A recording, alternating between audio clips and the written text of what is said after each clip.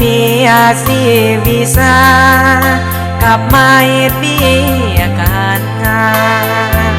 ได้เป็นทหารสื่อสารในกองพลน้อยเดือนสั้นได้เป็นนายห้อยดีใจบ่น้อยย้อนบุญคุณครูเริ่มจากการเรียนสั้นอนุบาลหลายปีพ้นผ่านปฐมมัธยมปลายได้เป็นนายหมอปิ่นปัวเบิ่งแยงคนไข้ถึงขั้นผ่าตัดก็ได้ก็ย้อนมีน้ำใจทุกคนที่อยู่ในบนโลกนี้ได้เป็นภาษีไปสนีการค้าการเงินเป็นนาบินเวินห่อเหินอยู่เทิงเวหา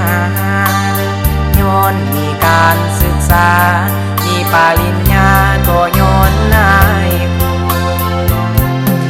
7 ตุลาปีนี้ใกล้จะมาถึงขอให้ลื่นเริงเบิกบานสำราญรุลาอายุวันนาสุขายืนยาวเลยไปพวกน้องขอมอบดอกไม้แทนกายเพื่อพร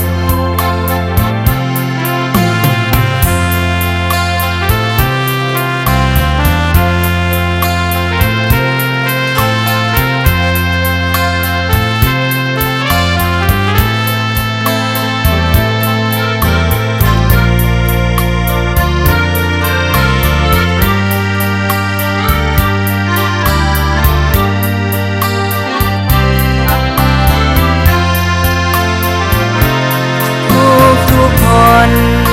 ที่อยู่ในบนโลกนี้ได้เป็นภาษีไปสนีการค้าการเงินเป็นนาบินเวินห่อเหินอยู่เทิงเวหาย้อนมีการศึกษา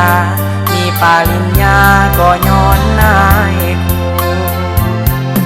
7 ตุลาปีนี้ใกล้จะมาถึงขอให้ลื่นเริงเบิกบานสำราญรุลาอายุวันนาสุขายืนยาวเลยไปพวกน้องขอมอบดอกไม้